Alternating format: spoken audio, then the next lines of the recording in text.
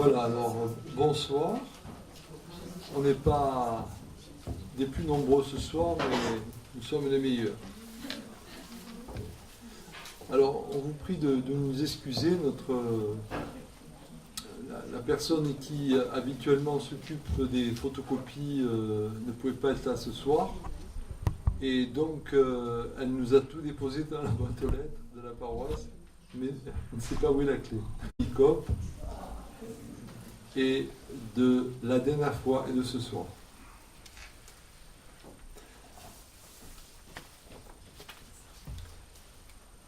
Alors pour ceux qui étaient absents, ça va, vous entendez bien? Ça résonne pas trop? Non, ça va? Alors pour ceux qui étaient absents la dernière fois, donc je vous rappelle que nous avons commencé à évoquer le thème de l'Eucharistie en abordant la question du blé, du pain, de la manne. Hein. Et donc ce soir, nous allons d'une certaine façon y revenir, mais de manière un peu différente, puisque nous abordons le thème important dans la Bible, celui du vin, celui du sang, et derrière ces thématiques du vin et du sang, nous allons retrouver donc la question du don de Dieu. Ça va ? On peut y aller ? Allez. Alors, en introduction, comment ne pas le rappeler, nous savons tous l'importance du sang qui circule dans notre corps, dans nos corps, puisque nous avons à peu près 5 litres environ de sang, les uns et les autres, et ce sang est très important. C'est pas l'infirmière qui est en face de moi qui me dira le contraire. Hein, voilà. Puisqu'il coule dans nos artères et nos veines et par là transporte donc les substances nutritives et l'oxygène dont nous avons besoin pour être vivants. Et donc sur un plan physique, on peut donc déjà dire que le sang, c'est la vie. Vous allez me dire, c'est un euphémisme. Mais dans la Bible, justement, le sang va représenter la vie, et particulièrement, le sang va représenter la vie qui vient de Dieu, la vie qui n'est qu'à Dieu. D'où, d'ailleurs, le fait que, pour les Juifs, on ne peut pas manger de viande qui ne soit pas saignée, donc qui ne soit pas vidée de leur sang. Donc, le sang fait son apparition dans les Écritures avec le fameux récit du meurtre d'Abel. C'est là qu'on a le premier événement concernant le sang. Abel lui-même étant présenté comme l'auteur du premier sacrifice animal, au chapitre 4, les versets 1 à 11. Déjà, il commence lui par sacrifier un animal, et lui-même donc sera tué par son frère Caïn. Donc le sang d'Abel, versé par son frère Caïn, va crier vers Dieu pour réclamer vengeance. C'est ce qui est dit notamment dans le livre de Job, au chapitre 16, verset 18. Et l'épître aux Hébreux va opposer un autre sang à celui d'Abel, ce sera le sang de Jésus. Et l'épître aux Hébreux, notamment au chapitre 12 et dans l'Apocalypse au chapitre 6, ces textes diront que le sang de Jésus parle beaucoup plus fort encore que le sang d'Abel. Donc à partir de ce premier exemple, celui d'Abel, du sacrifice d'Abel par Caïn, il est clair que le sang est associé dans toute la Bible à un symbolisme très riche et qui évoque au fond une complexité de relations entre vie et mort. Et donc le sang signifie la vie, mais le sang va signifier aussi la perte de la vie et la mort donc. Quant au vin et à la vigne, ils seront cités 443 fois dans l'ensemble de la Bible, Ancien et Nouveau Testament compris. Et ainsi, dès la Genèse, le vin est salué comme le sang de la vigne, et lui aussi, il va porter toute l'ambivalence de la vie et de la mort. Alors bien sûr, le vin réjouit le cœur de l'homme. C'est le psaume 104, verset 15, qui nous dit ceci.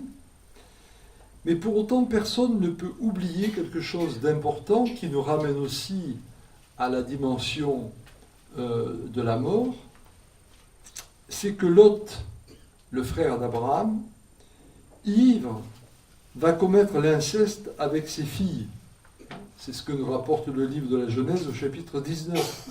Et qu'auparavant, l'ivresse de Noé fera qu'il va se dénuder et se montrer nu donc devant ses fils et par là même donc perdre une certaine dignité devant ses fils. Ce sera le chapitre 9, les versets 20 à 23 de la Genèse. Ainsi, on voit à travers ces exemples également que le vin comme le sang porte cette espèce d'ambivalence, d'équivoque entre vie et mort, entre bonheur et malheur.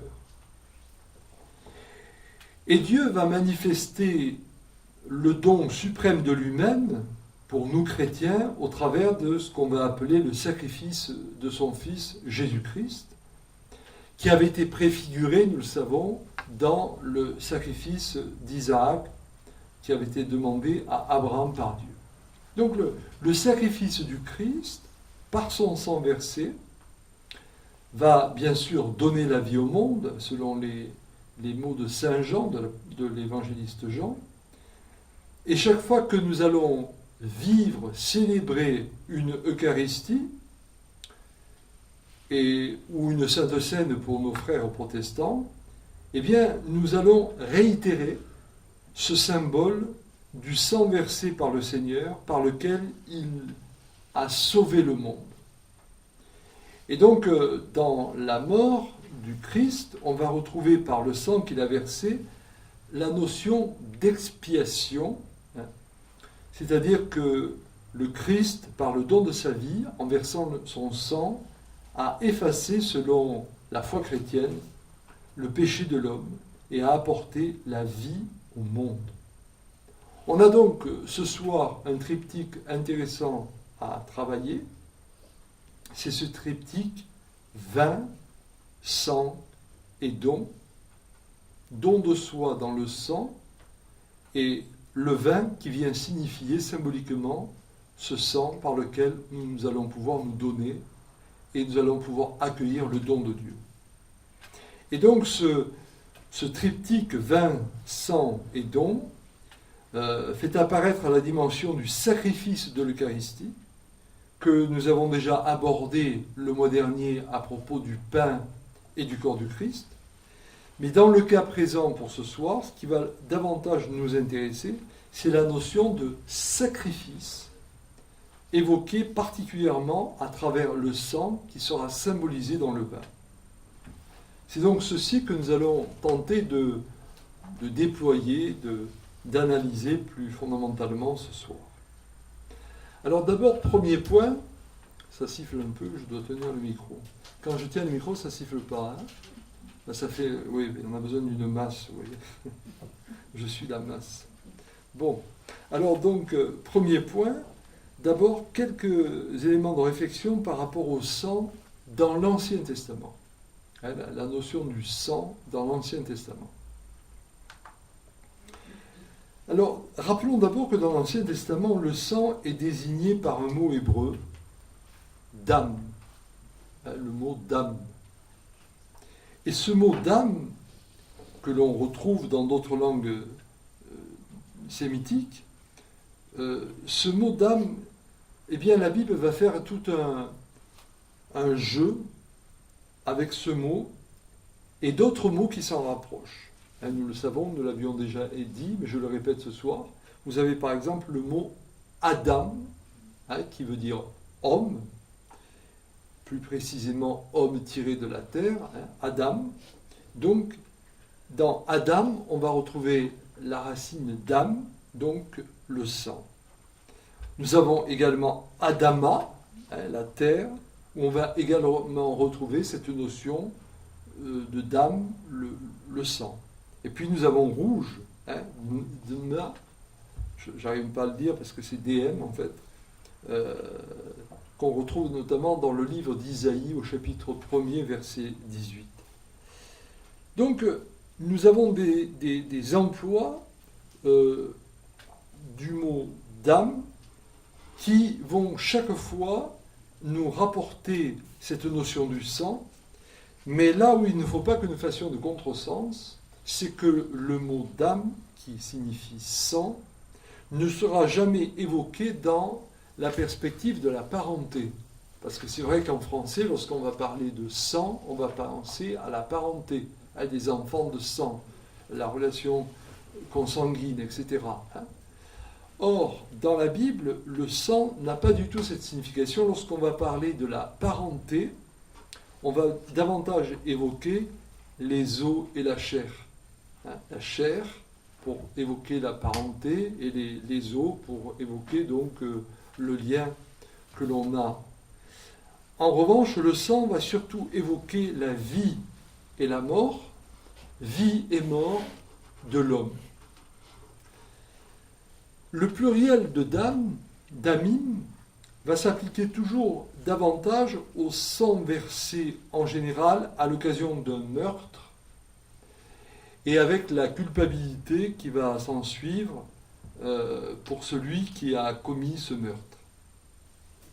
Mais plus fondamentalement, le sang est au centre de tout le système sacrificiel dans le Premier Testament. Et donc, selon les théologies du sacrifice les plus élaborées, le sang dont le prêtre asperge l'autel dans le Premier Testament, selon divers procédés, symbolise la vie de l'animal et une vie qui va être offerte en sacrifice pour donner la vie à celui qui fait ce sacrifice et pour rendre gloire à la vie en Dieu à travers le sacrifice. Alors là, je pourrais vous citer une multitude de références. Vous avez le chapitre 29 de l'Exode, notamment, mais vous avez aussi le livre du Lévitique au chapitre 1er, versets 5, 11, 15. Vous avez tellement de références. De toute façon, je les ai mis dans le polycope et vous pourrez les retrouver en espérant que la fois prochaine, ils ne seront pas sous-scellés dans une quelconque boîte aux lettres. Donc, dans le sacrifice pour le péché, au travers de ce sacrifice animal, c'est par le sang que va toujours s'effectuer l'expiation qui sauve la vie du pécheur. Alors, le terme qui va faire pendant à dam pour définir l'équivalence sang et vie, ce n'est pas, de façon très étonnante, le mot haïm. Le mot haïm, qui se traduit par la vie, n'est pas le pendant du mot sang. Mais le pendant du mot sang avec dam, on va plutôt le trouver dans le mot nefesh. Nefesh. Et c'est intéressant, pourquoi ? Bien parce que, comme je le disais en introduction de façon très profane, le sang dans le corps, c'est ce qui va transporter non seulement tout ce dont nous avons besoin du point de vue nutritif, mais c'est ce qui va aussi transporter l'oxygène. Et nefesh, cela se traduit soit par âme, soit par être. Et donc, ce qui va être la correspondance de dam, c'est nefesh, au sens où c'est la vie qui nous fait être. Et par conséquent, on va avoir des relations interchangeables entre nefesh et dam, sauf que nefesh évoquera la vie sauvée, la vie touchée par la rédemption, alors que dam va plutôt évoquer le sang pour la vie qui est perdue. Vous voyez ? Et ça aussi c'est intéressant parce que même lorsqu'il y a un sacrifice d'expiation au travers de ce qu'on a appelé donc tout le système sacrificiel, bien sûr le sang va couler pour sauver la vie de celui qui est pécheur et pour signifier la vie de Dieu, mais il n'empêche que il y a une vie qui est perdue d'une certaine façon, et donc la vie qui s'échappe au travers de ce sang qui coule, on va l'évoquer vraiment par Dam. En revanche, lorsqu'on va parler de la vie qui est sauvée, de la vie qui est restaurée, on va plutôt parler de Nefesh.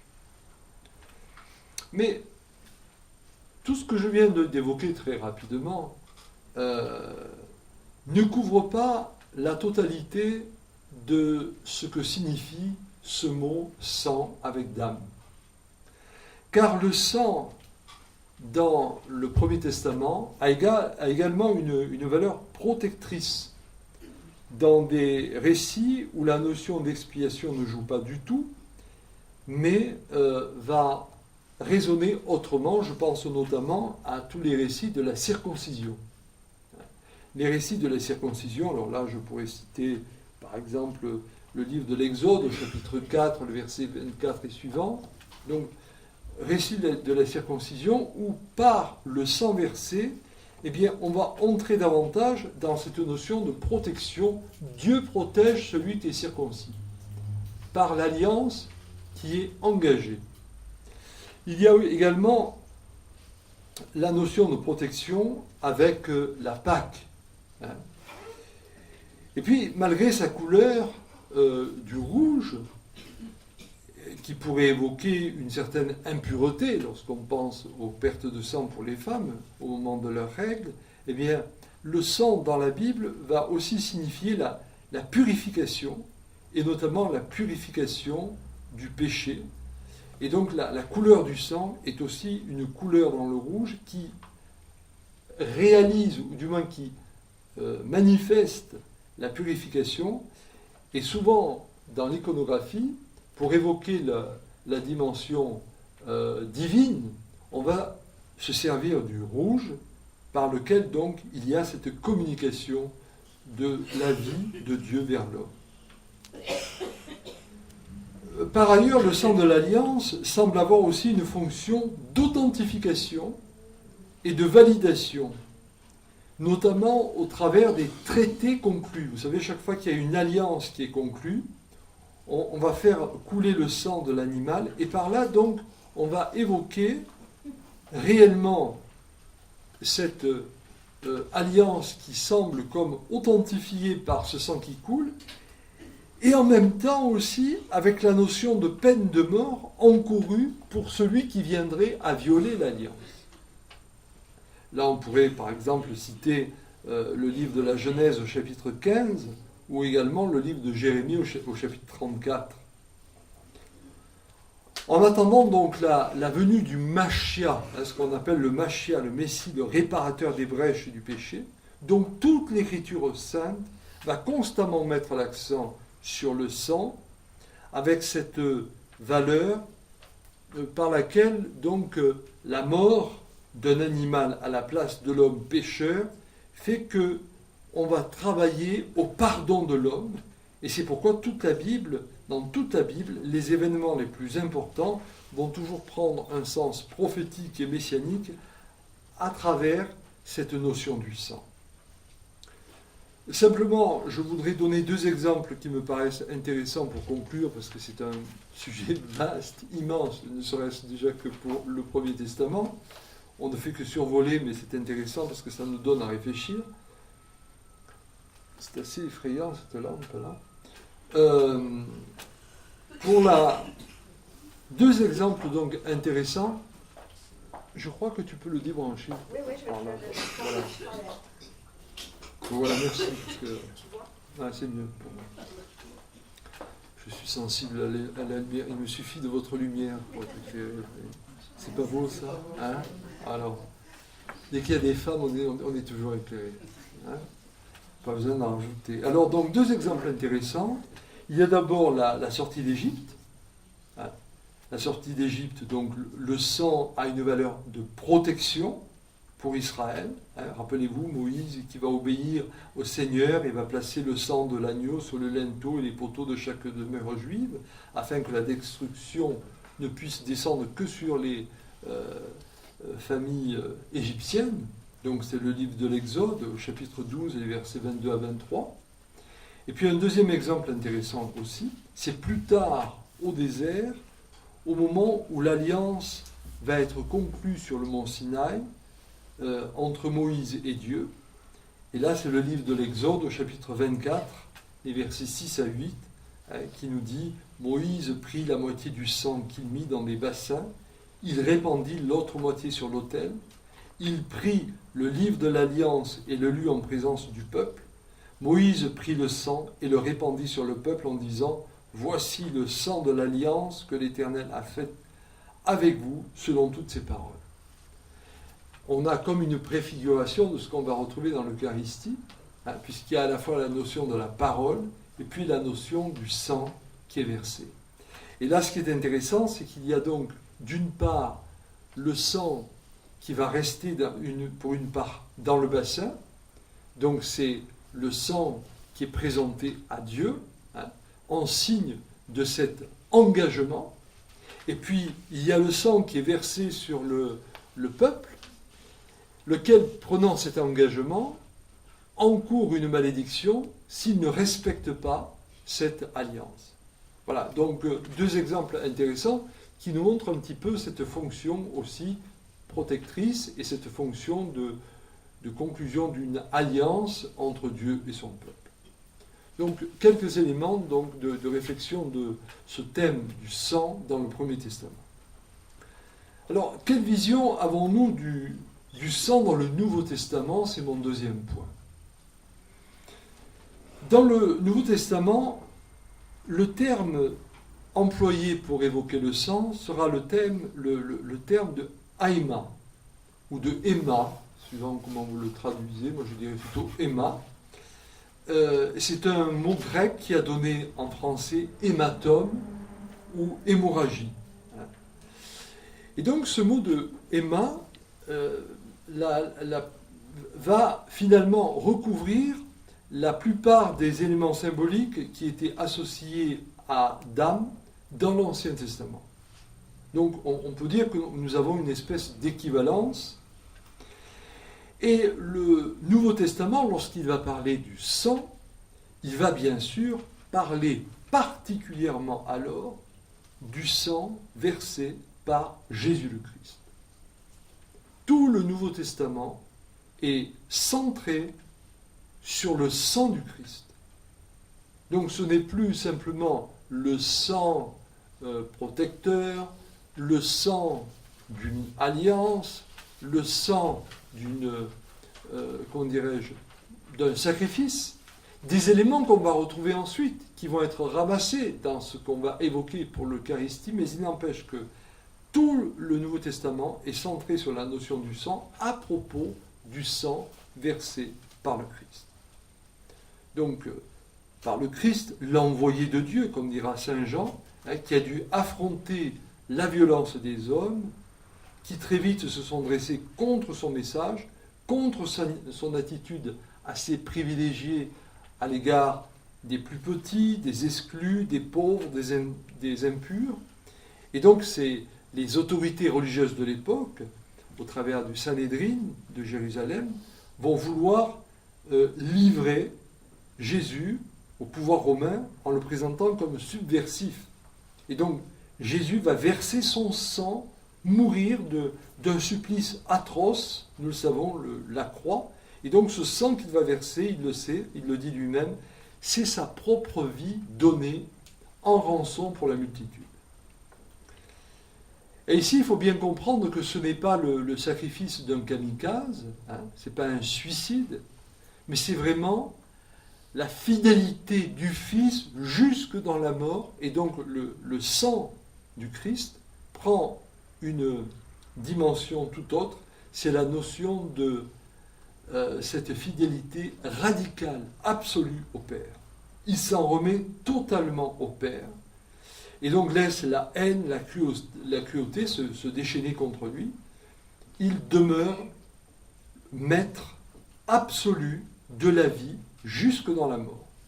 Voilà ce que va représenter donc son consentement devant la mort, et donc ce que va représenter le sang versé par Jésus, qui bien sûr s'inscrit dans la grande lignée du prophétisme de l'Ancien Testament, mais va le dépasser. Alors, on va retrouver une bonne partie des interprétations de la mort de Jésus dans le sang tel qu'on avait pu le définir dans le Premier Testament. Par exemple, on va parler du sang de Jésus qui sert d'expiation pour les péchés.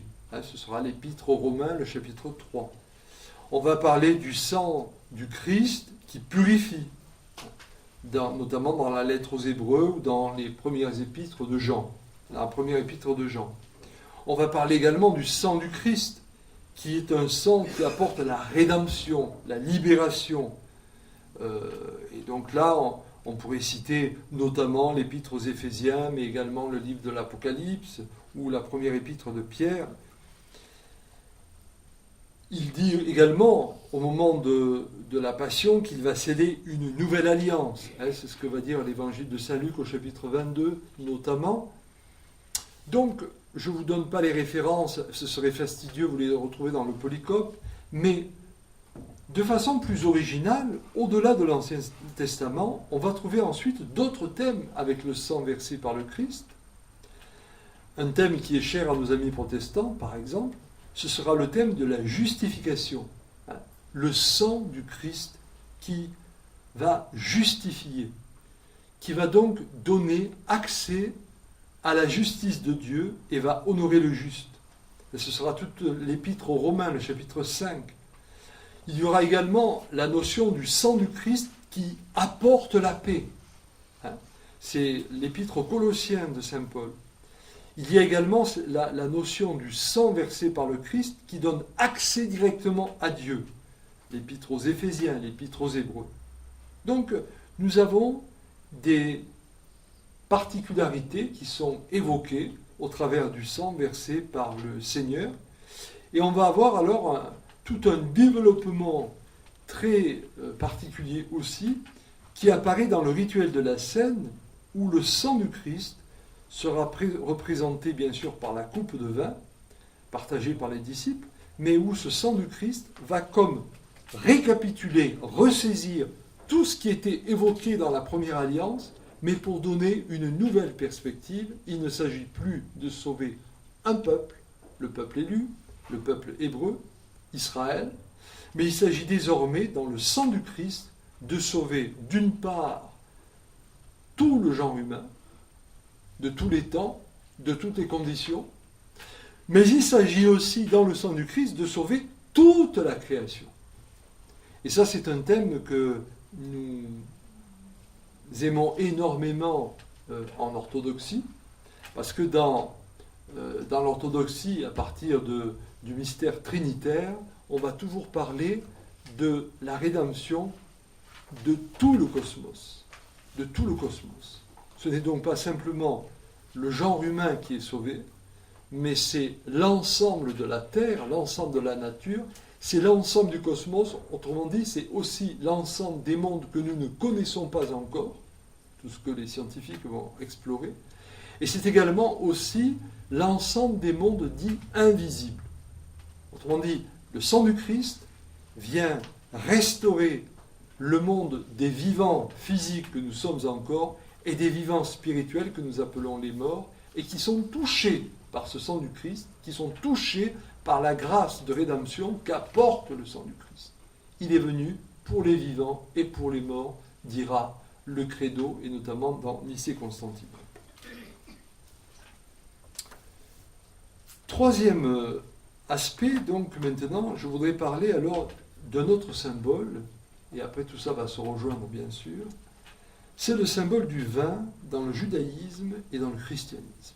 Je vous ai parlé du symbole du sang dans le Premier Testament et dans le Deuxième Testament. Maintenant, nous allons parler du symbole du vin pour comprendre ensuite comment tout ceci est ressaisi entre vin et sang, sang et vin dans le Nouveau Testament à propos de l'Eucharistie.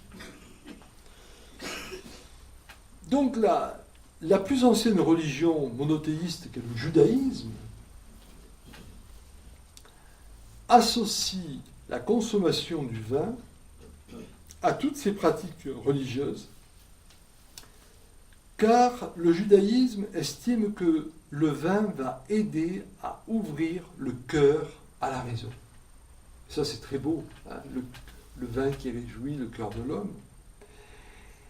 Et il faut savoir une chose, c'est que pour les Juifs, le fruit de l'arbre de la connaissance du jardin d'Éden, ça n'a jamais été la pomme, mais c'est le raisin. C'est le raisin. Et alors, selon la Torah, l'échec d'Adam fut perpétué par Noé, qui s'enivra, nous le savons, puisque, je vous le disais tout à l'heure, hein, il va s'enivrer et il va commettre l'inceste même. Et en s'enivrant, donc, il va montrer un problème, le problème va nous faire rentrer dans la question, qu'est-ce qui peut nous réjouir? Est-ce le monde qui doit nous enivrer ou est-ce Dieu qui doit nous enivrer? Ça va être la grande question posée à travers ça. Et alors, vous savez que nos frères juifs sont très intéressants de ce point de vue parce qu'ils sont toujours en train de travailler, pas simplement sur l'écriture en tant que telle, mais l'écriture à travers aussi les interprétations, ce qu'on appelle notamment les midrash. Et il y a une légende hébraïque qui est racontée dans les midrash et qui est une très belle légende et qui dit que au moment de planter la vigne, donc au moment où Noé plantait la vigne, donc, un ange du mal est apparu et s'est adressé à Noé pour l'aider à obtenir un meilleur vin. Et pour cela, il arrosa le pied de Noé avec du sang d'agneau, avec du sang de lion et avec du sang de porc. Et en fait, c'est très très intéressant, parce que finalement, là, on va retrouver toute la symbolique du vin, qui est comme résumé, c'est-à-dire, un verre de vin va rendre doux, comme le sang de l'agneau. 2 verres de vin vont peut-être rendre fort, comme dans le sang du lion. Mais au-delà, l'abus du vin, alors va faire que l'homme ne sera plus apte qu'à se rouler dans la boue, dans le sang du porc.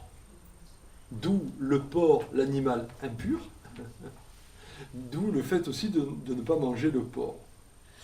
Et donc les faiblesses d'Adam puis de Noé sont une faute portée par l'ensemble du peuple élu, et donc en buvant du vin dans les cérémonies religieuses, les Juifs ont constamment tenté de restaurer ce vin dans une pratique hautement spirituelle, et de relever donc le défi perdu de maîtriser le vin, et de faire en sorte que ce ne soit pas l'ivresse pour le monde, mais que ce soit l'ivresse pour Dieu. Alors, cependant, si l'Ancien Testament est porté par ses midrash et donc par ses commentaires, hein, il va pour autant toujours rappeler que le vin, hein, c'est ce qui réjouit le cœur de l'homme, mais en même temps, ce vin, il ne faut pas en abuser. Et par exemple, dans le livre du Siracide, au chapitre 31, verset 30, il est dit « Amertume de l'âme, voilà le vin qu'on boit avec excès. » Hein, le livre du Siracide. Mais il n'en est pas moins vrai que le vin a gardé une fonction qui est propre un petit peu à la tradition moyenne-orientale, on pourrait dire aussi chez nous, c'est la fonction de la convivialité. Hein, c'est-à-dire que lorsqu'on veut faire la fête, lorsqu'on veut accueillir un convive, lorsqu'on veut l'honorer, eh bien, on va servir le vin. Et donc, dans la Bible, la coupe de vin va être le signe d'une intimité et sera aussi le signe de la joie partagée. D'ailleurs, pour cela que dans le rituel de mariage pour les Juifs, vous savez, il y a toujours la coupe de vin. Coupe de vin que nous reprenons, nous, dans le rituel de mariage qu'on appelle un couronnement, où on dépose les couronnes sur les nouveaux époux pour signifier que désormais, par leur amour, ils signifient le royaume de Dieu. Mais au-delà de ça, il y a aussi le partage de la coupe. Et on se rappelle là non seulement la convivialité, mais aussi la notion d'engagement, d'où vient l'expression « boire à la coupe jusqu'à la lie ». Voilà. Donc, s'engager jusqu'à la fin de son existence. Et donc, naturellement, cette coupe de vin est devenue le symbole de l'intimité entre Dieu et son peuple. Et donc, pour comprendre l'intimité qu'apporte la coupe de vin, eh bien, il faut revenir à cette tradition biblique qui fait du peuple d'Israël la vigne du Seigneur. Et ça, ce sera très beau. Hein. Dans le Premier Testament, non seulement on va parler de la coupe de vin qui permet donc cette espèce d'intimité, mais une intimité qui va jusqu'à dire que non seulement nous avons à boire le vin, mais nous avons à devenir la vigne qui produit le vin. Autrement dit, le peuple d'Israël doit devenir la vigne qui permet ce nectar, qui permet de créer le vin, autrement dit, qui permet de créer cette complicité, cette intimité avec le Seigneur, du moins qui permet d'accueillir la complicité, l'intimité que le Seigneur veut avec son peuple. Et donc, bien sûr, on va retrouver par exemple Isaïe au chapitre 5, « Que je chante à mon bien-aimé le chant de mon ami pour sa vigne ». C'est très beau, hein, dans cette expression poétique, on retrouve donc cette notion de la vigne que nous sommes appelés à devenir et de ce vin que nous avons à partager ensemble. Et donc, c'est tellement vrai que du coup, Saint Jean, dans ses théologies, pour présenter Jésus en tant que Fils de Dieu, donc en tant que Dieu incarné, va le présenter comme la vigne véritable. Et dans le chapitre 15, notamment de Saint Jean, eh bien, le 4e évangéliste n'aura de cesse de dire que le Christ est la vigne véritable. Ce n'est plus seulement le premier peuple, le peuple élu, le peuple d'Israël, mais c'est le Christ qui est la vigne véritable, par lequel nous aurons accès au vin qui donne la vie. Et dès lors, pour le chrétien, le sang de la grappe qui fermente, dont parlait par exemple le livre du Deutéronome, au chapitre 32, eh bien ce sang de la grappe qui fermente est indissociable au sang même du Christ. C'est lui notre vigne, c'est lui notre vin. Alors pour autant, avant de s'intéresser au lien que l'on peut faire entre la symbolique du sang du Christ et celle de la vigne et du vin que représente le Christ, rappelons simplement que Dieu, dans l'Ancien Testament et notamment dans le livre de l'Exode, a demandé au peuple de ritualiser la libération qu'il a vécue, autrement dit la première Pâque, au travers de la coupe partagée. Et donc le repas de Pâques pour le judaïsme va avoir bien sûr comme fonction de célébrer, de rappeler, faire anamnèse de la première Pâque, autrement dit de ce passage de l'état d'esclavage à l'état de la liberté. Mais c'était une occasion de se souvenir et de rendre grâce, mais surtout une occasion de se souvenir que par ce repas de Pâques, où l'on partageait la coupe de vin, on se rappelait la fonction du sang versé au moment de la libération. Et quelle est la fonction de ce sang versé ? C'est la fonction protectrice. Donc nous mettons le sang de l'agneau sur les linteaux de nos portes afin que le mal qui va frapper l'Égypte ne frappe pas les enfants d'Israël qui, marquant du sceau du sang sur les linteaux des portes, sont protégés. Donc la coupe de vin vient rappeler cette fonction protectrice du sang.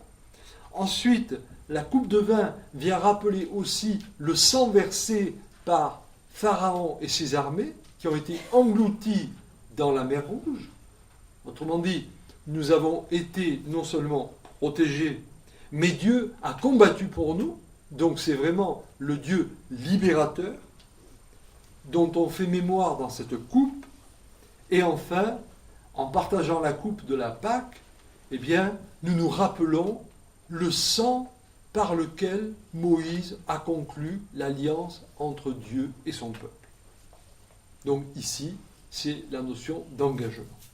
Donc, protection, anamnèse d'un Dieu libérateur et conclusion de l'alliance. Or, avant de mourir sur la croix, Jésus va remplacer donc la Pâque juive par une nouvelle Pâque, où il va annoncer que sa propre mort, finalement, récapitule toute cette fonction du sang de la première alliance, et cette nouvelle alliance sera signifiée par le vin que désormais nous devrons partager ensemble pour faire mémoire de cette nouvelle alliance. Et là alors, nous avons notamment les trois synoptiques qui vont nous rappeler cet événement de ce qu'on appelle la Sainte Seine, expression qui a été gardée d'ailleurs par nos frères protestants. Vous avez dans l'évangile de Matthieu le chapitre 26, les versets 26 à 30, l'évangile de Marc, le chapitre 14, les versets 22 à 26, et l'évangile de Luc, le chapitre 22, les versets 14 à 20. Pourquoi les synoptiques et pas Saint Jean? Parce que vous le savez, Saint Jean, à la place de ce qu'on appelle la Sainte Seine, il placera le lavement des pieds. Alors souvent, on a fait le lien entre les deux pour montrer le caractère éthique de l'Eucharistie. C'est-à-dire que l'Eucharistie doit déboucher sur une éthique, et c'est juste. Mais il n'y a pas que cet aspect-là, il y a aussi tout l'aspect de la régénération de l'être qu'apporte l'Eucharistie, et qui va être signifié au travers du lavement des pieds, parce que le pied lavé, c'est le pied qui va fouler l'autre terre, la terre de Dieu. Mais je ne vais pas m'étendre là-dessus, puisque ce n'est pas le thème de ce soir.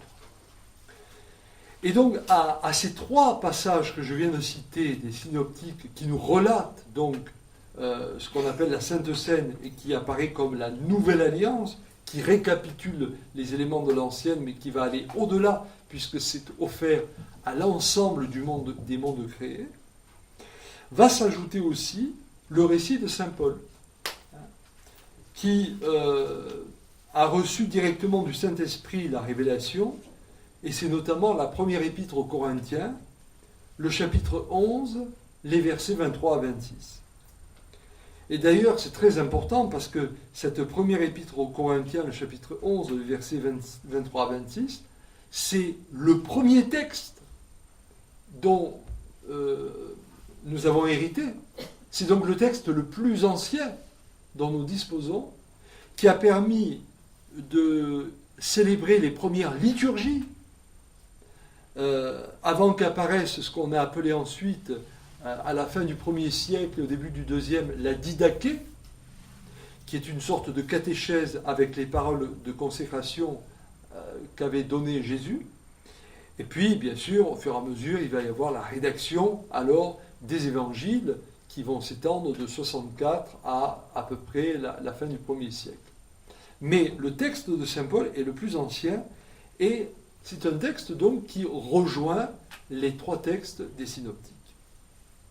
Alors, il ressort de tous ces récits évoquant donc la Sainte Seine, il ressort premièrement que Jésus identifie le vin avec son sang. C'est pour ça que ce soir nous évoquons donc ces deux symboles. C'est notamment dans Matthieu chapitre 26 et versets 26 à 28, Jésus identifie le vin avec son sang. Deuxièmement, le vin représente son sang répandu pour le pardon des péchés. Donc c'est non seulement le vin qui représente son sang, on pourrait dire c'est symbolique, oui, mais par ce symbole, on va rappeler le pardon des péchés. Alors on a une drôle de figure quand on va dire aux fidèles, ah non, n'approchez pas de l'Eucharistie parce que vous n'êtes pas pur, donc commencez par aller vous confesser, puis ensuite vous pourrez approcher de la Sainte Seine. On oublie un peu le sens quand même qu'a l'Eucharistie. Mais là, bon, il faut que je me taise, sinon je pourrais devenir polémique. Troisième point, alors, la table de la communion annonce une nouvelle alliance ou un nouveau contrat entre Dieu et l'homme, un contrat qui est fondé sur l'amour et la grâce de Dieu pour l'homme, et non plus sur la loi donnée par Moïse. Et donc cette nouvelle alliance est fondée sur le vin qui manifeste donc la rédemption apportée par le Christ. Quatrième point, la communion au vin consacré manifestant le sang du Christ signifie également que nous serons un jour pleinement avec le Christ dans le royaume de Dieu.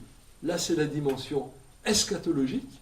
Donc non seulement nous sommes sauvés pour ici-bas, mais nous nous préparons à être sauvés pour au-delà. Ça, c'est extraordinaire. Et ça, c'est un élément tout à fait nouveau par rapport au Premier Testament. Cinquième point, enfin, Jésus, par ce qu'il a fait en mourant sur la croix pour nous, est commémoré. Autrement dit, on fait mémoire de lui en buvant à la coupe, mais faisant mémoire de lui, on le réactualise. Et donc, ce n'est pas simplement la mémoire de l'événement de sa mort, mais c'est la présence du sacrifice qui est réactualisé dans l'aujourd'hui. Alors ça, c'est un débat un peu particulier que l'on a avec nos amis protestants qui n'ont pas tout à fait la même approche du sens de l'Eucharistie et de la Sainte Seine. Bon, ça fait partie des débats théologiques, c'est intéressant. Et enfin, sixième point, la mort de Jésus pour nous, en vue de sa résurrection et de notre résurrection, est proclamée chaque fois que nous buvons le sang du Christ. Autrement dit, on n'en reste pas simplement à une évocation d'un sacrifice, autrement dit d'une mort, mais par le sang du Christ, on entre aussi dans la dimension résurrectionnelle. Alors saint Paul, parce qu'il était très concerné par la vie spirituelle des chrétiens, va donner de plus amples instructions encore à propos du repas du Seigneur, afin qu'il ne devienne pas simplement un acte religieux accompli dans la routine. Et il va nous dire, premièrement, l'Eucharistie est un moment de bénédiction pour Dieu, pour l'homme, pour l'Église. Pour Dieu, on rend grâce à Dieu. Pour l'homme, parce qu'il est restauré, cet homme qui va célébrer. Et pour l'Église, car, par le sang du Christ, nous constituons le corps mystique du Christ en ce monde, autrement dit, la dimension de l'historicité du Christ aujourd'hui.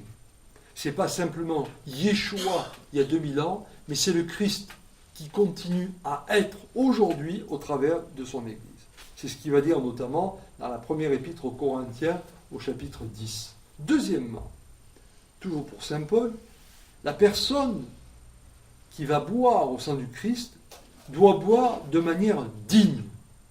Alors la dignité ici, c'est toujours la première épître aux Corinthiens, c'est le chapitre 11. La dignité ici, c'est pas simplement d'être au collet monté, je ne sais trop. La dignité, c'est dans le sens, soyons conscients de ce que nous faisons. Quelle est notre conscience ? Ça, c'est une grande question. Avons-nous conscience de ce que nous engageons ?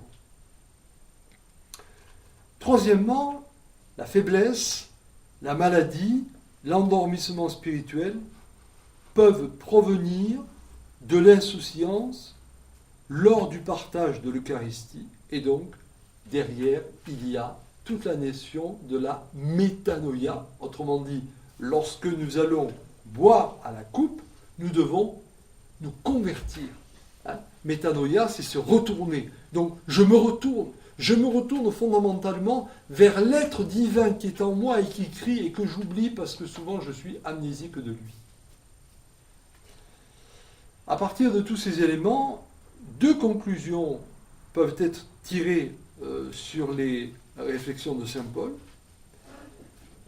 Deux conclusions. Premièrement, l'Eucharistie est réservé à ceux qui connaissent et qui aiment le Seigneur. Autrement dit, si je ne connais pas le Seigneur, si je ne l'aime pas, je peux aller boire à la coupe, mais rien ne se produira. Et deuxièmement, cette communion à la coupe nécessite que les chrétiens s'assurent qu'ils sont en bons termes les uns avec les autres. Et là, c'est très intéressant parce que dans ces deux aspects, qu'est-ce qu'on retrouve ? On retrouve la dimension de la convivialité qu'apporte le vin. Convivialité et complicité et intimité du chrétien qui communie au vin avec son Dieu, et convivialité, complicité, intimité du chrétien qui, communiant au vin, doit vivre en fraternité avec ceux qui communient avec lui.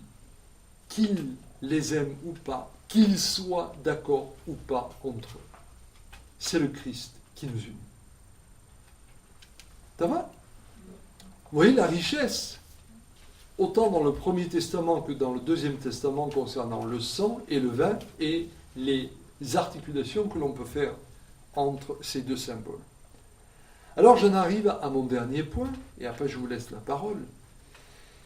C'est les symboles du vin et du sang pour signifier le don de Dieu. Le don de Dieu. Alors nous chrétiens, enfin, je pense qu'on est quelques-uns ici à être chrétiens, après quels que soient nos climats ecclésiaux, protestants, catholiques, orthodoxes, peu importe. Il n'y a qu'une église.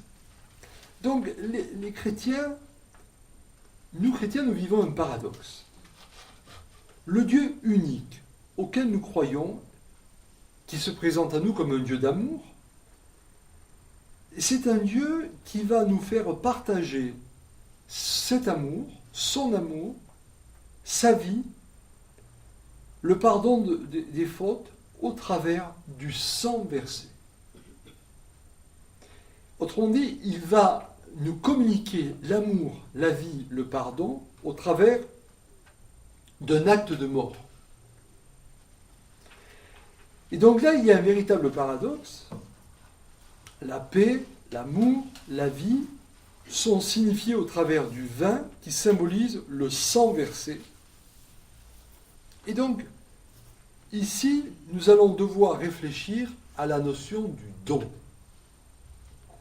Car lorsque nous allons parler du sang versé, et cette croix qui apparaît dans toutes les églises dans lesquelles nous entrons,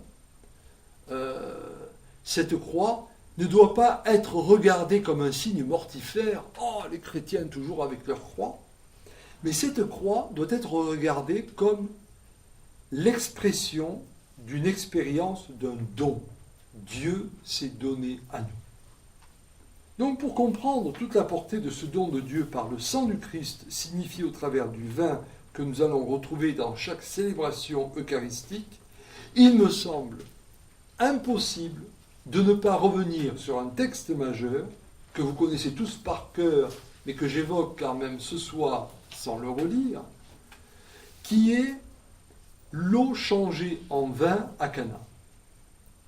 Car nous y trouvons l'enseignement majeur que le Christ nous apporte pour évoquer le don de Dieu. Et que Marie, mère de Jésus, donc, va signifier de manière extraordinaire. Alors, je vous rappelle simplement au passage que les noces de Cana, c'est donc le chapitre 2 de Saint Jean, les versets 1 à 11. Alors, je ne vais pas faire une exégèse du texte, ce n'est pas le propos ce soir, mais ce passage qui montre la transformation de l'eau en vin va nous montrer combien nous sommes dépositaires d'une vie qui est appelée à se transformer pour trouver la véritable vie. Et là, on va retrouver le croisement entre sang et vin pour arriver à la compréhension du don de Dieu. D'abord, le texte nous dit, vous vous rappelez, qu'il y a les 6 jarres vides qui sont là et dont Jésus va se servir en demandant aux serviteurs de les remplir d'eau. Ces 6 jarres nous ramènent à quoi d'abord ? nous ramène aux 6 jours de la création qui sont évoqués dans le premier récit de création au livre de la Genèse. Et Dieu fit le monde, premier jour, deuxième jour, troisième jour, quatrième jour, cinquième jour, sixième jour, l'homme apparaît. Avant le Shabbat, septième. Et donc par cette évocation des 6 jours, ou des 6 jars, ce qui est affirmé, c'est l'importance du temps de l'histoire. L'importance du temps de l'histoire, mes amis. Rencontrer Dieu, c'est s'immerger dans l'histoire et non s'extraire de l'histoire. Et là, tout à coup, on comprend que cette notion du sang versé, que le vin va signifier, tout en y mettant des accents de convivialité, etc., est une manière de nous introduire dans notre façon de vivre l'éthique dans l'histoire. Qu'as-tu fait de ton frère ? Et Caïn, vous rappelez, qui dira à Dieu, mais suis-je responsable de la vie de mon frère ? Oui, tu es responsable de la vie de ton frère. Et là, c'est tout le chapitre de 25 de Matthieu. J'ai eu faim, vous m'avez donné à manger. J'ai eu soif, vous m'avez donné à boire, etc.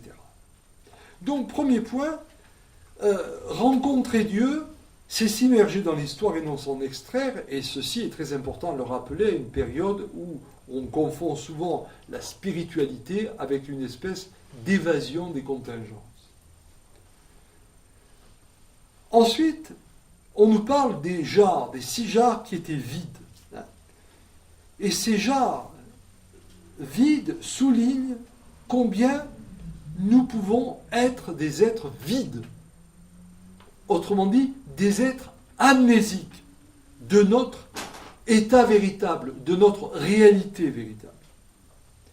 Et le fait que Jésus demande aux serviteurs de remplir d'eau ces jarres met en évidence le travail auquel le chrétien est convié, c'est-à-dire que par son incarnation, la jarre, le chrétien doit remplir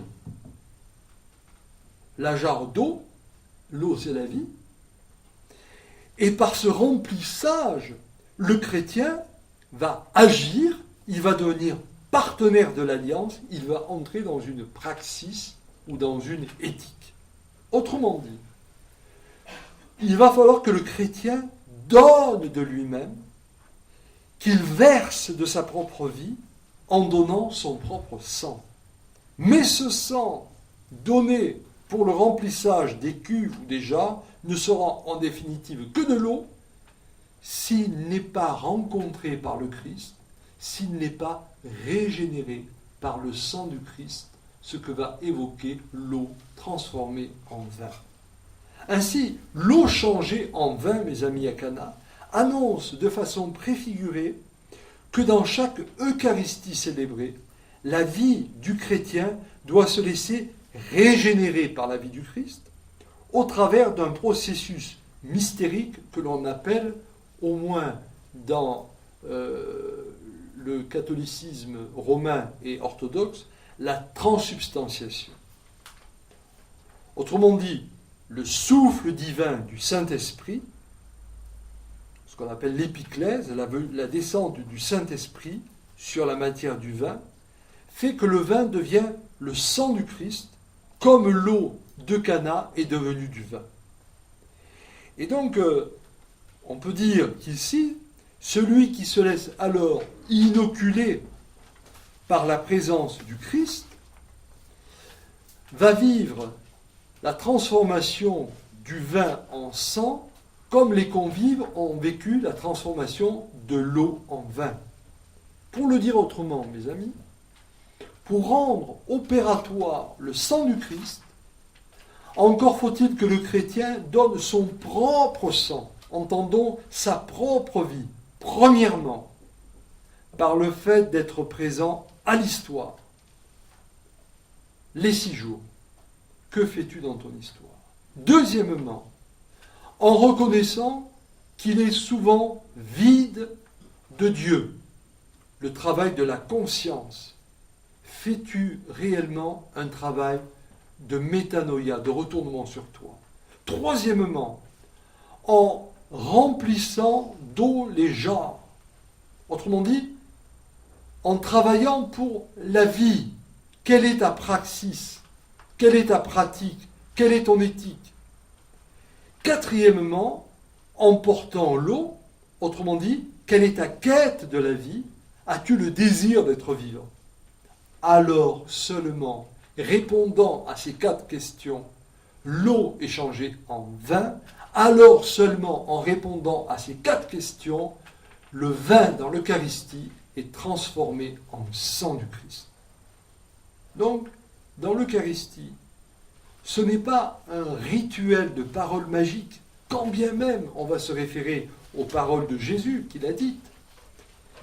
Ce qui va permettre la transformation du vin en sang du Christ, comme ça avait permis la transformation de l'eau en vin à Cana, c'est profondément la foi de l'Église qui va permettre cette transformation par, bien sûr, ce qu'on appelle l'épiclèse, l'appel de l'Esprit Saint. Et donc cette foi de l'Église, à Cana, a été manifestée par l'injonction de Marie, lorsqu'elle va dire « Faites tout ce qu'il vous dira. Faites tout ce qu'il vous dira. » On ne sait pas ce qu'il va vous dire, mais tout ce qu'il vous dit, faites-le. Et donc, faire ce que le Christ nous dit conduit alors à la foi qui permet la transformation du vin en sang du Christ. Et notre eau, signe de notre besoin de vie, évoqué à Cana, peut être alors transformé en sang du Christ qui seul va donner la vie éternelle. D'où la parole de Jésus à la Samaritaine dans l'évangile de Jean, toujours au chapitre 4, le verset 10, extraordinaire. Si tu savais le don de Dieu et qui est celui qui te demande à boire, c'est toi qui aurais demandé à boire et il t'aurait donné de l'eau vive. De l'eau vive.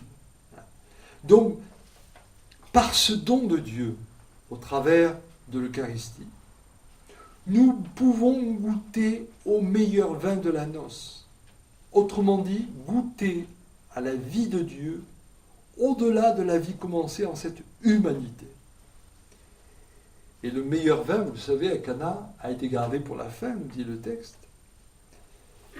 C'est une manière de dire que dans cette transformation qui va se faire de l'eau en vin, et au-delà, dans cette transformation qui va se faire du vin en sang du Christ, nous sommes constamment projetés en adventus, en avenir.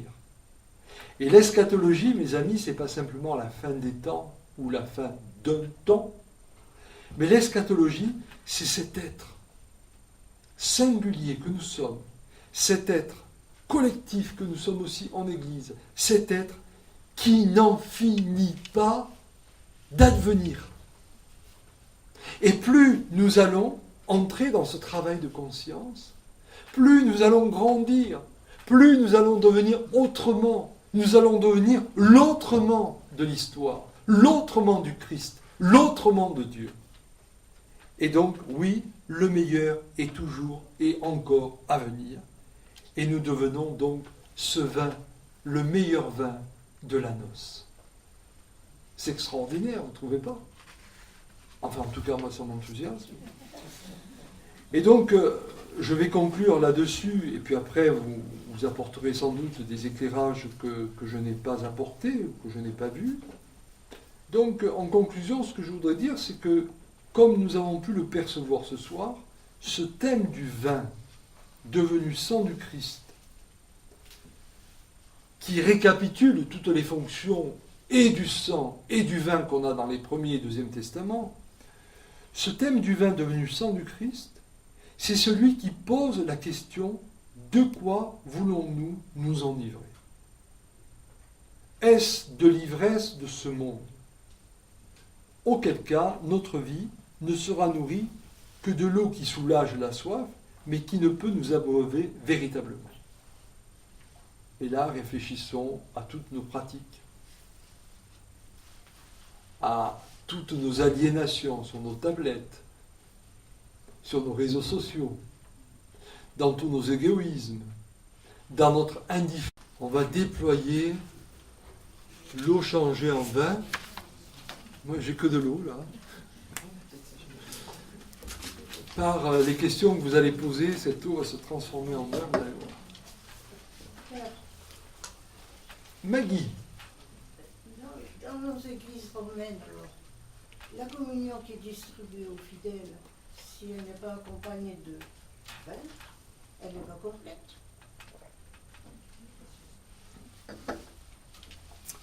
Question pertinente, Maggie. Alors, bon, je vais commencer d'abord par... je vais faire comme les élèves, je vais faire thèse, antithèse, synthèse. Bon, d'abord, je dirais que lorsque le prêtre, le célébrant, prêtre ou évêque, peu importe, mais lorsque les célébrants boivent à la coupe du vin, ils le font pour toute la communauté. Donc, ils manifestent ce don du sang à toute la communauté. Alors, pourquoi c'est pas fait à toute la communauté? C'est pour des raisons très pratiques. Hein. C'est-à-dire que, comme on a des grandes foules souvent qui viennent célébrer dans les églises romaines, eh bien, pour des commodités, on ne va pas donner la communion au sang à tout le monde. Sauf que, quand même, il y a des églises où ça se fait. Hein. Et je me souviens, lorsque j'étais jeune et séminariste, j'aimais bien aller de temps en temps chez les dominicains, puisque j'ai failli être dominicain, et ils distribuaient l'Eucharistie en trempant donc l'hostie dans la coupe de vin. Voilà. Donc ça se fait par endroits, mais c'est vrai que ce n'est pas systématique. Bon, c'est pour une question de commodité. Mais cela étant, antithèse, c'est vrai que si nous voulons rentrer véritablement dans la signification du vin changé en sang du Christ, et avec tout ce que ça va comporter comme ce qui est inoculé en nous, il est important que tous les fidèles puissent y participer. Et c'est pour cela que, par exemple, en orthodoxie, non seulement le pain, c'est pas de l'hostie, mais c'est vraiment du pain, et parce que l'hostie rappelle un petit peu le pain azime, donc le pain non levé de nos frères juifs, mais on est dans la nouvelle Pâque. C'est pas à la Pâque où on se précipite pour sortir du pays d'Égypte, mais c'est la nouvelle Pâque, c'est le corps du Christ. Et donc le pain peut être du véritable pain, d'une part. On ne va pas rentrer dans une polémique, après tout se vaut. Mais surtout, ce qui est important, c'est de pouvoir communier aux deux espèces. Pour vivre en profondeur, je dirais d'un point de vue ontologique, cette communion. Donc, en synthèse, ensuite, eh bien, bon, il y a une expression en théologie qui dit « Ecclesia supplet », l'Église supplée à tout. Donc, même si les choses ne sont pas tout à fait faites comme ils devraient, on communie quand même à la totalité du corps du Christ. Mais c'est souvent pour des raisons très pratiques de commodité. Voilà.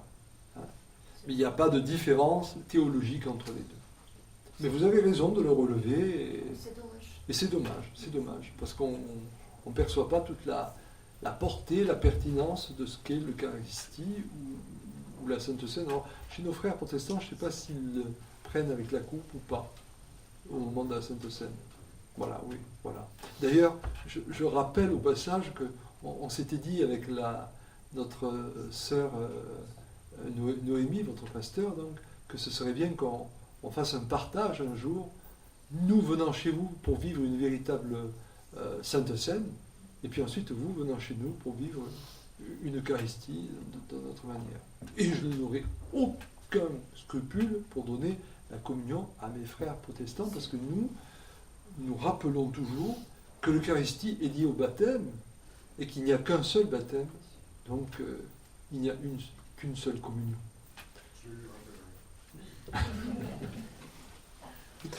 Voilà, donc merci. Alors, voilà, allez-y. L'évocation de l'eau transformée en vin m'a rappelé, il y a très longtemps, il y a à peu près une quinzaine d'années, j'avais vu à la télévision une interview de Bernard Pivot qui venait de présenter son livre Le dictionnaire amoureux du vin. Ah. Et que je n'ai pas lu d'ailleurs, mais enfin je me rappelle très très bien qu'il vous avait raconté comment était fait le vin de messe, justement par rapport à... Donc c'est le prêtre qui boit le vin, Et Bernard Pivot, tout du moins, disait que le vin étant divin, même un prêtre ne pouvait le boire. Un peu à la manière de l'Arche d'Alliance, qui ne pouvait être touché sans que nous soyons que les Lévites ne soient tombent morts, parce que c'est trop puissant, et que donc, dans le vin de messe, il y avait ces fameuses petites burettes d'eau, et qu'on mettait 3 gouttes d'eau qui représentaient l'humanité du Christ. Et ça, j'avais trouvé ça absolument extraordinaire. 3 gouttes d'eau, le Christ. Et le Christ, l'humain, et donc on peut boire. Oui, vous avez tout à fait raison. Enfin, c'est pas moi. Non, mais c'est bien que vous le rappeliez, parce que je ne l'ai pas souligné dans mon propos, emporté par ce texte de Cana. Mais effectivement, au moment de la consécration eucharistique, le prêtre va rajouter l'eau en disant « Comme cette eau se met le vin pour le sacrifice de l'Alliance, puisses-tu être associé à notre humanité ?» Et en fait, derrière ces quelques gouttes d'eau qui sont mélangées au vin, on rappelle la double nature du Christ, vrai Dieu, vrai homme. Et donc, l'homme n'a pas à se prendre pour Dieu, mais l'homme a à se laisser appeler pour être déifié ou divinisé. Voilà. Et donc, effectivement, ce mélange, mais c'est juste quelques gouttes d'eau, alors là, il dit 3 parce qu'il rappelle aussi la Trinité, mais enfin, quelques gouttes d'eau, et la totalité du vin. Hein, voilà. Pour bien marquer que, justement, doit disparaître peu à peu en nous la dimension humaine pour être totalement immergé dans le divin. Mais la double nature est effectivement signifiée au travers de cette eau mélangée dans le vin, et donc il rappelle aussi la plénitude du Christ, vrai Dieu, vrai homme. Mais merci de la précision, c'était très, très important de le rappeler. Mais enfin, c'est pas Bernard Pivot qui c'est tout à fait théologique, mais c'est bien que lui-même l'ait dit dans son fameux livre. Voilà. D'autres interventions? Oui? C'est la même symbolique pour le petit bout d'hostie que le prêtre met dans le vin? Ah oui, alors, la symbolique de l'hostie ou du pain qui est mis dans le vin, c'est pour évoquer le corps et le sang du Christ. C'est-à-dire la totalité de la corporéité du Christ. C'est-à-dire il donne son corps et en même temps, donnant sa vie, il inocule sa vie en nous. Et là alors on a deux choses.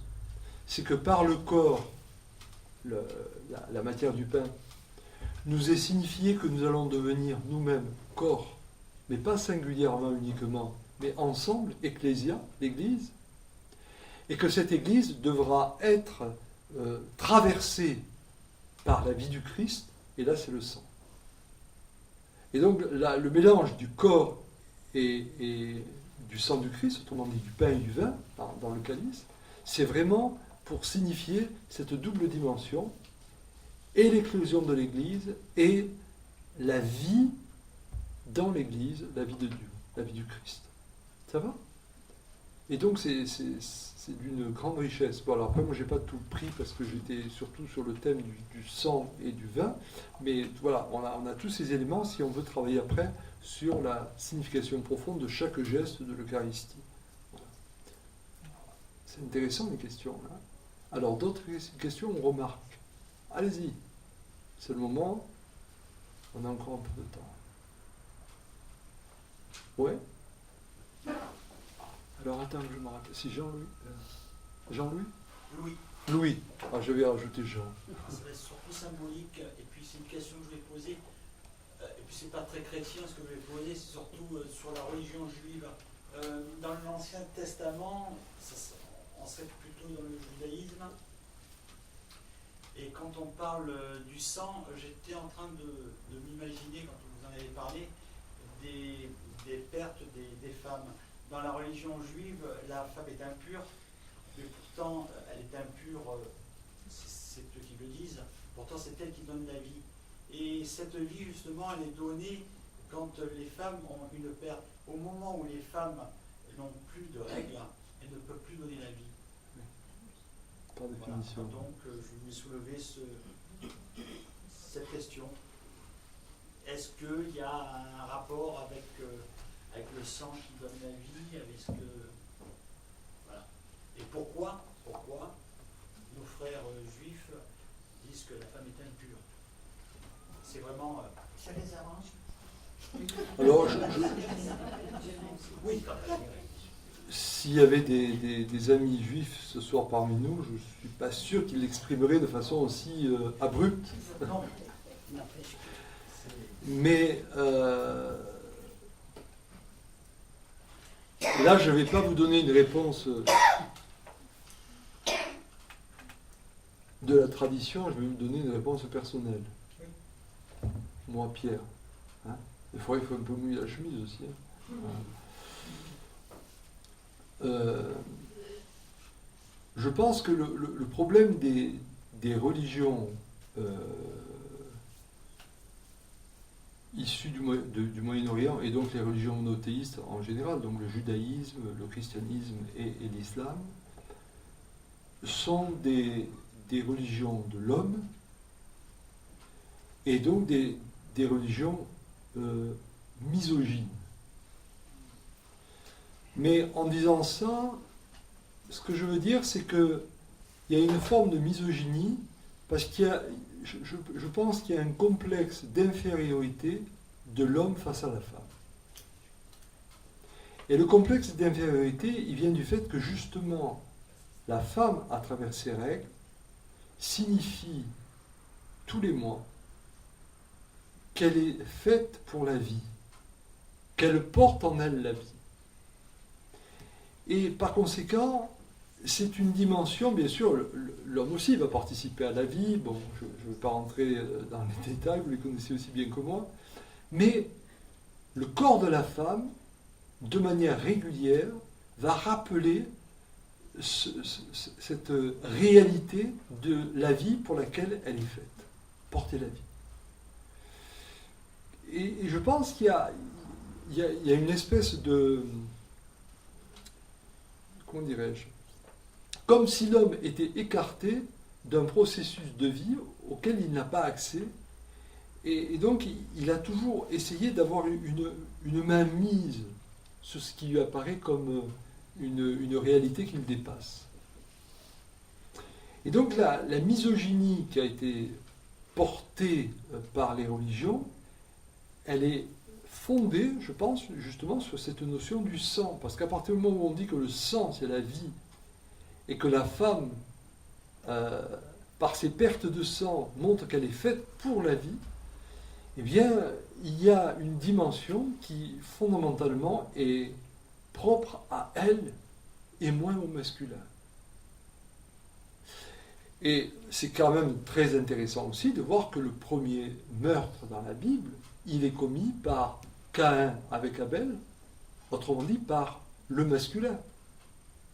Alors d'accord, ce ne sont pas des textes historiques, ce sont des textes mythologiques, donc symboliques. Mais justement, dans ces symboles, on voit que l'homme apparaît comme le guerrier, celui qui va enlever la vie, alors que la femme apparaît dans son être comme celle qui est faite pour la vie.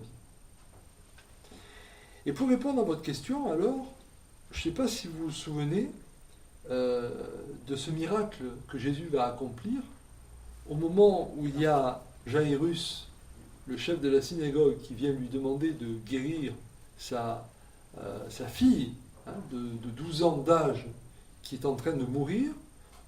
De façon parallèle, apparaît cette femme dans la foule qui veut absolument toucher les habits de Jésus, et on dit qu'elle perd du sang depuis 12 ans. Et là, il y a quelque chose de très intéressant, parce que derrière le 12, bien sûr, on retrouve les 12 tribus d'Israël. Donc, qui porte la vie, c'est la femme.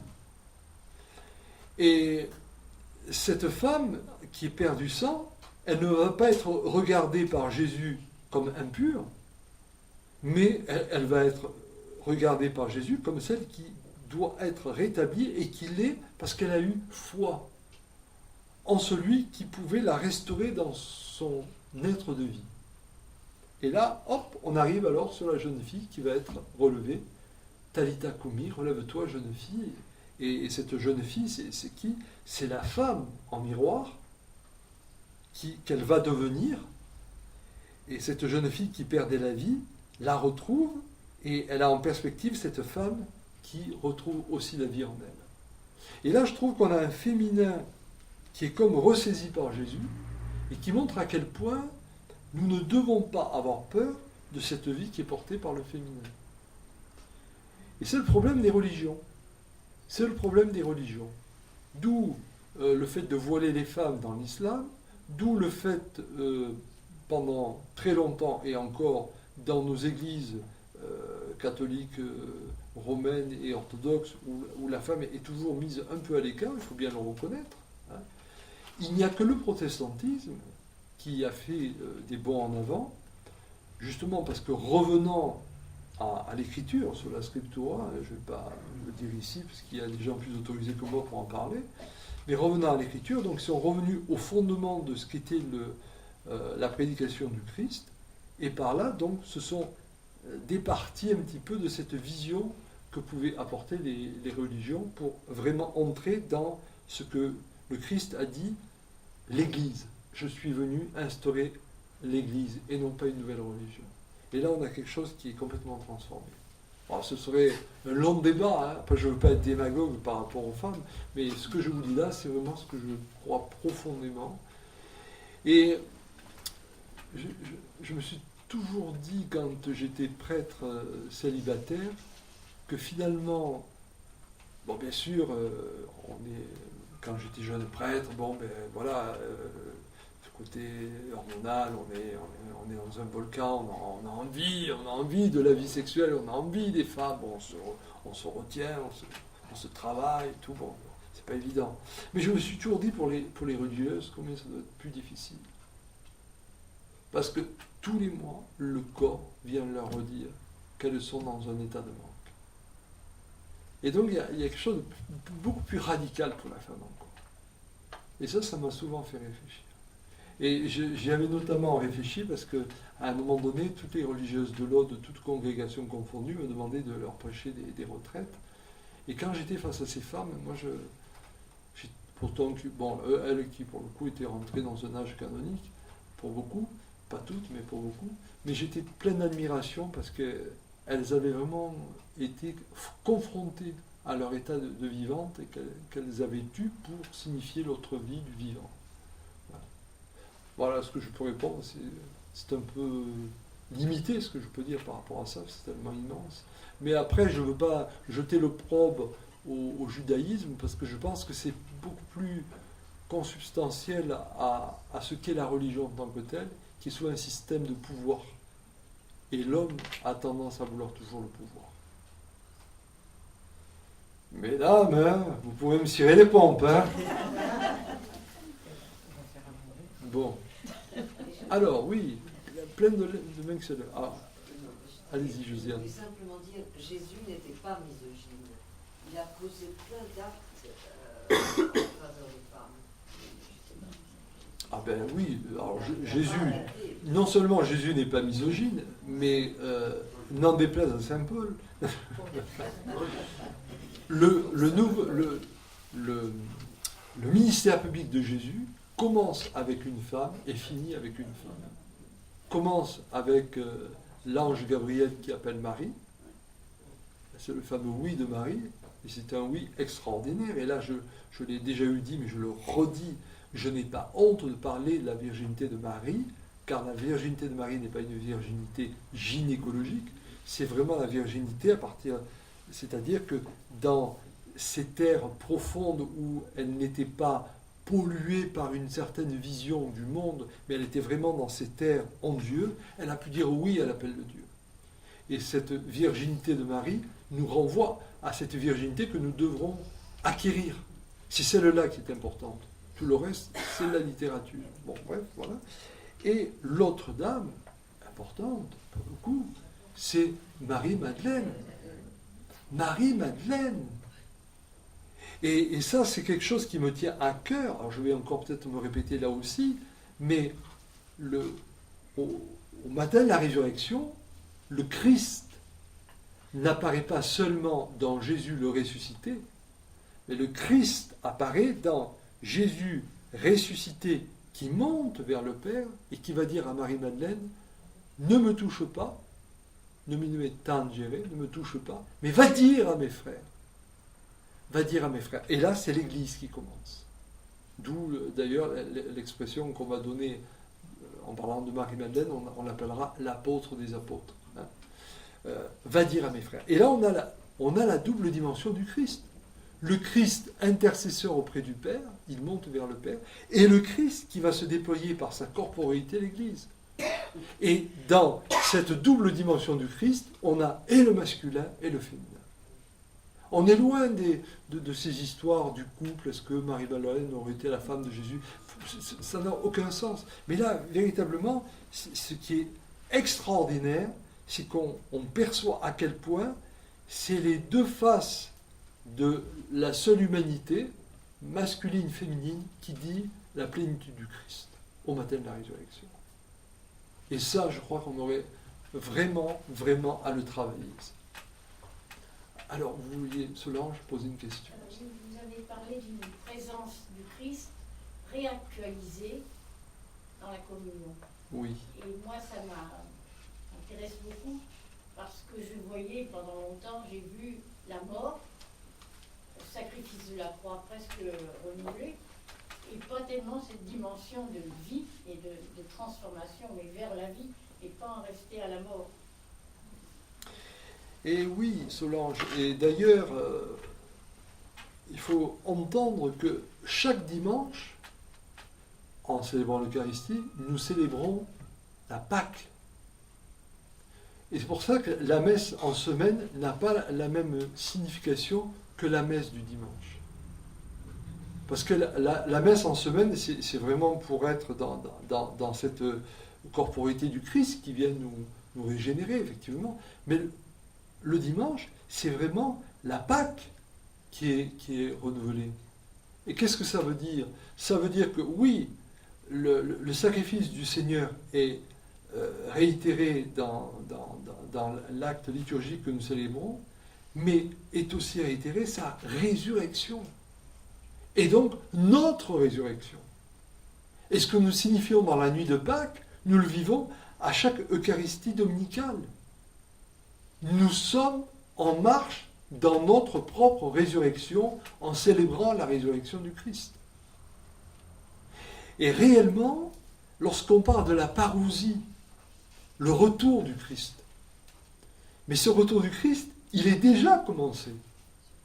Parce que si j'accueille réellement le Christ mort et ressuscité à l'autel, eh bien, il y a une part de moi qui meurt pour devenir autrement, et là, j'accueille le Christ, c'est-à-dire que je suis vraiment dans l'acte de parousie, j'accueille le retour du Christ en moi.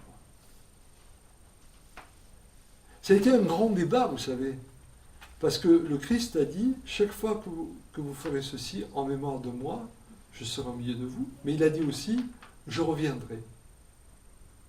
Et alors, du coup, les premiers apôtres, les premiers disciples, les premières communautés chrétiennes l'ont attendu, il va revenir. Il va revenir. Et puis, bon, il est passé 10 ans, 20 ans, un siècle, et puis il ne revenait jamais. Du moins, tel qu'on l'envisageait. Alors, du coup, on a parlé de la parousie comme le retour du Christ, et là, on a bâti toute une réflexion sur le retour du Christ à la fin des temps. Peut-être. Mais il y a deux débats dans le Nouveau Testament. Il y a le débat dans l'évangile de Matthieu qui, lui, effectivement, parle vraiment de la fin des temps. Il y a vraiment des textes eschatologiques qui nous parlent de la fin des temps, comme la fin des mondes, du monde, voilà. Et puis, il y a l'évangile lucanien qui, lui, parle vraiment de cette espèce de basculement dès après la mort. Aujourd'hui même, avec moi, tu seras dans le paradis, dit Jésus au bon larron. Et derrière ce débat, qu'est-ce qui se joue? Il se joue quand est-ce qu'il va revenir? Mais le retour du Christ, il est aussi pour aujourd'hui.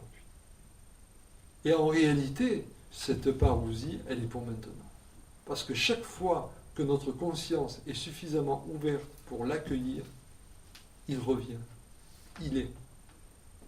Et du coup, je ne sais pas si un jour il reviendra pour la fin des temps, comme on le dit dans le credo. Je sais qu'on le dit dans le credo et je le dis. Mais il me semble que cette fin des temps est déjà commencée. C'est la fin du temps où je vivais comme une jarre vide. Et je me laisse remplir. Enfin, je dis ça, peut-être que je dis des âneries. Oui, Maggie? Je crois avoir entendu parler d'un millésime, où ce serait le règne du Christ pendant 1000 ans. Qu'est-ce que c'est ça? Vous pouvez nous éclairer? Oui, c'est une manière de dire que on sera dans une plénitude avec le Christ. Mais il ne faut pas le quantifier en termes de temps. Il ne faut pas le quantifier de cette façon. Vous savez, ce sont un peu des images pour évoquer cette perspective absolue en Dieu. Voilà. Mais surtout pas parler de... Parce que sinon, après, on va tomber, vous savez, dans des sortes de représentations que se font certaines sectes, où on va toujours aller chercher des chiffres qui n'ont pas tellement de sens. Je voulais juste un éclairage. Voilà. Non, non. J'ai entendu ça. Oui, tout à fait. Mais c'est pour évoquer la plénitude qu'on aura en Christ, ce qu'on a appelé aussi le paradis. Voilà. Donc il y a bien plus qu'un souvenir, parce que quelquefois on dit en souvenir de la mort du Christ. Ah oui, et le mot souvenir n'est pas juste. On devrait dire en mémoire et pas souvenir. Et la mémoire, qu'on peut traduire par aussi l'autre mot anamnèse, la mémoire, c'est pas un souvenir. Alors c'est un souvenir d'une certaine manière parce qu'on se souvient des paroles de Jésus, mais la mémoire, c'est l'expérience de ce qui a été, de ce qui sera et de ce qui est. C'est-à-dire qu'en fait, lorsque nous faisons mémoire de notre état imaginal. Vous savez, il y a une différence à faire entre l'imaginaire et l'imaginal. L'imaginaire, c'est notre imagination. On va rentrer dans une espèce de représentation pour nous défaire de la réalité et entrer dans une sorte d'illusion. D'accord ? L'imaginal, c'est tout à fait différent.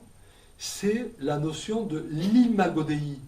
Vous vous rappelez, dans Genèse chapitre 1, versets 26-27, qu'est-ce qu'il est dit ? Il est dit que l'homme et la femme sont créés à l'image de Dieu. Voilà.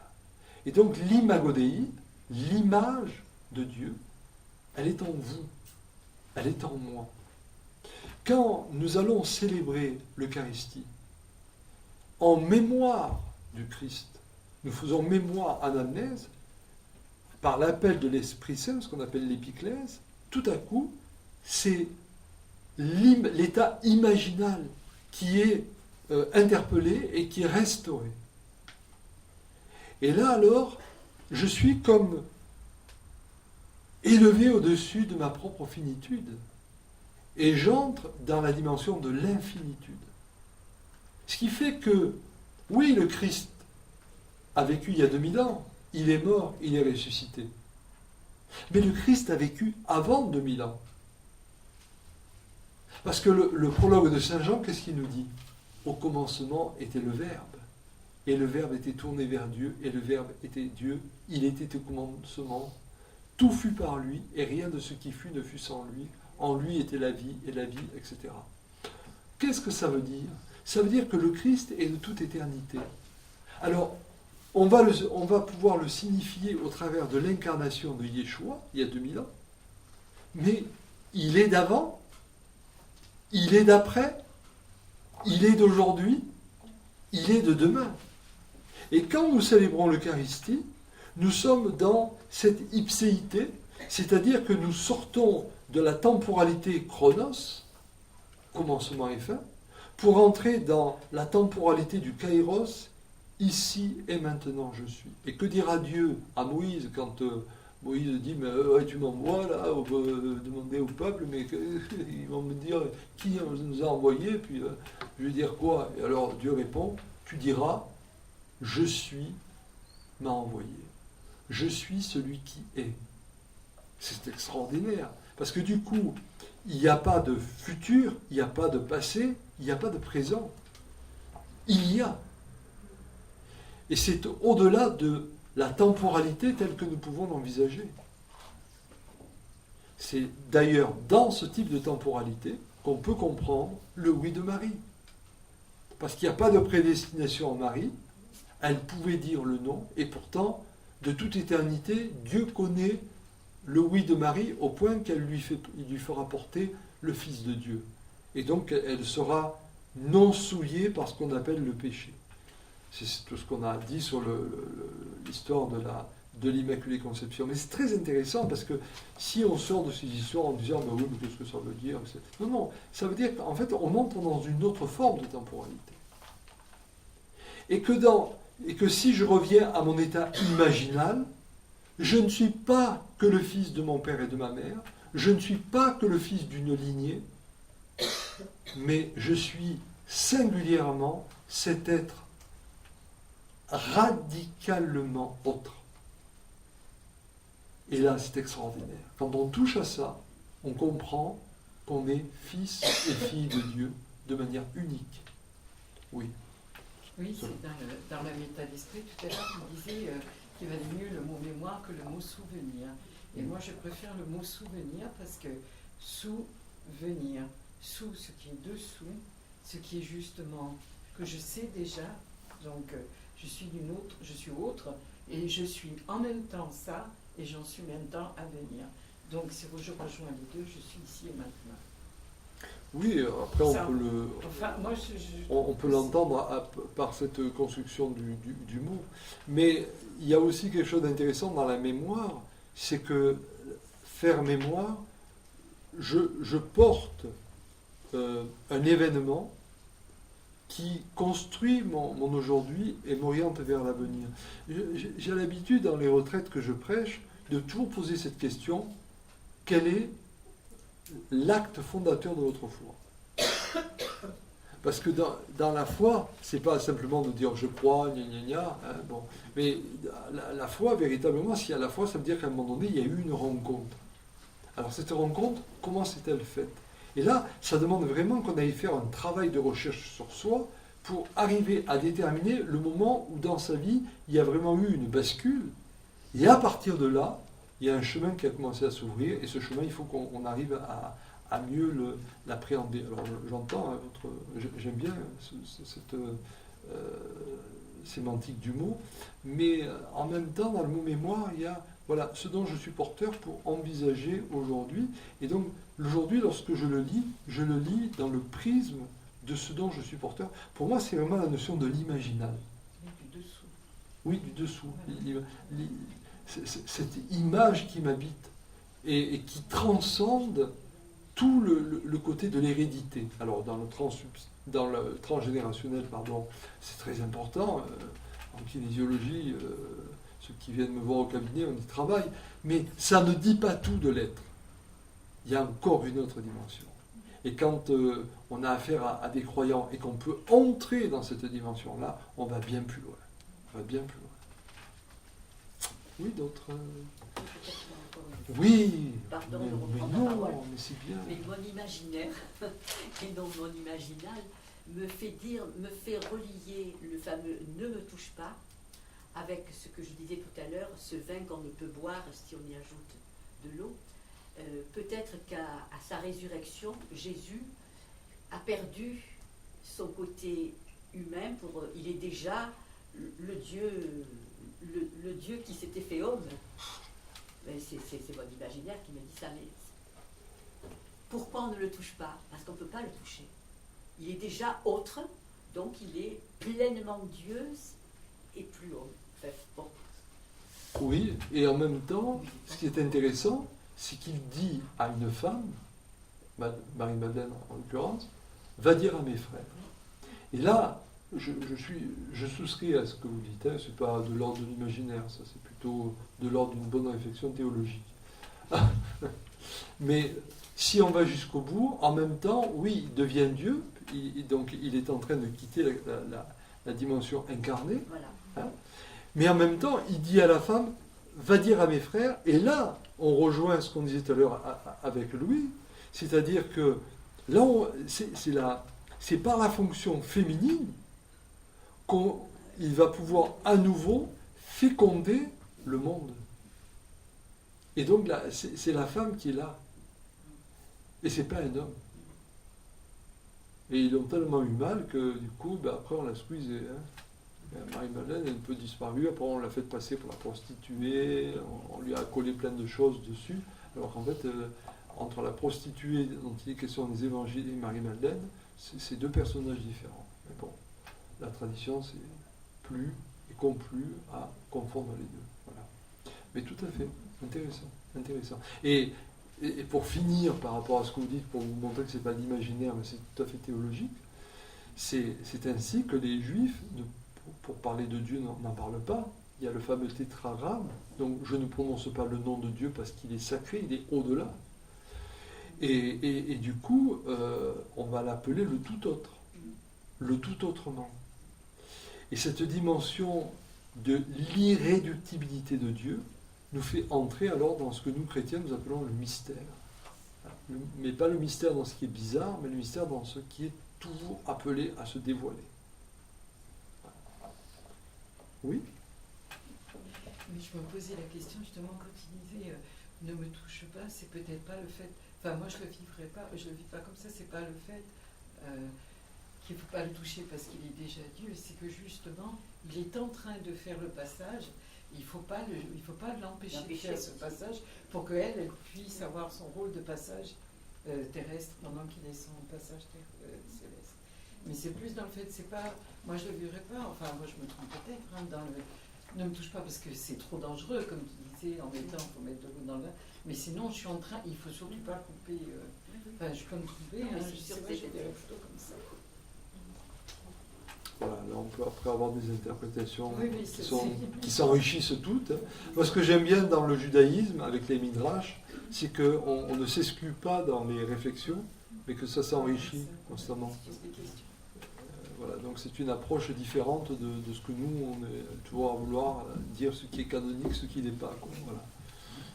Voilà. D'autres réflexions? Non? Ça va? Ben, il est pile poil l'heure, hein, les amis. Alors je vous rappelle donc deux choses. D'abord, la prochaine fois c'est l'avant-dernière. Alors là, ce serait intéressant si vous pouvez venir, parce qu'on va aller dans le prolongement de tout ce qu'on a dit ce soir et de ce qu'on avait dit la dernière fois, parce qu'on va vraiment, comment dirais-je, évoquer la notion du corps du Christ à travers la notion de l'Église, la corporéité du Christ en Église. Et donc sortir de toutes nos visions d'Église en termes d'institution pour comprendre ce qui est réellement l'Église. Voilà. Donc ça sera le thème prochain. Et puis on finira en juin par la notion de la montagne, la théophanie. Et là c'est très important parce qu'en général, la communauté on offre un apéritif. C'est le moment le plus intéressant.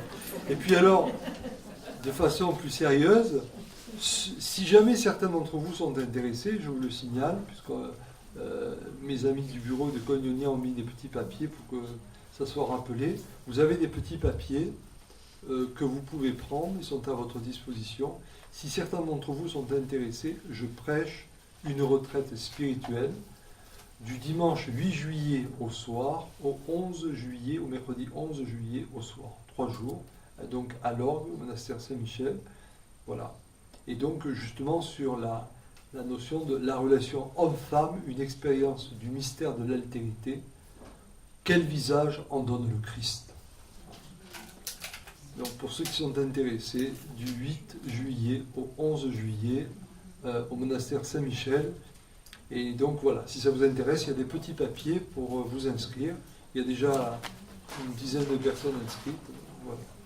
Il faut s'inscrire justement pour Alors, je donne à Madeleine. Pour ceux qui sont, les personnes qui sont intéressées, justement sur ces petits papiers, il y a l'adresse mail de Martine. C'est Martine qui prend les inscriptions. Celle de Cognonia Voilà. et la mienne. Voilà. Alors, prenez celle de Martine parce que c'est une femme. Hein. Et alors, On les laisse là pour ceux qui le veulent. complexe d'infériorité. Bonne soirée à tous.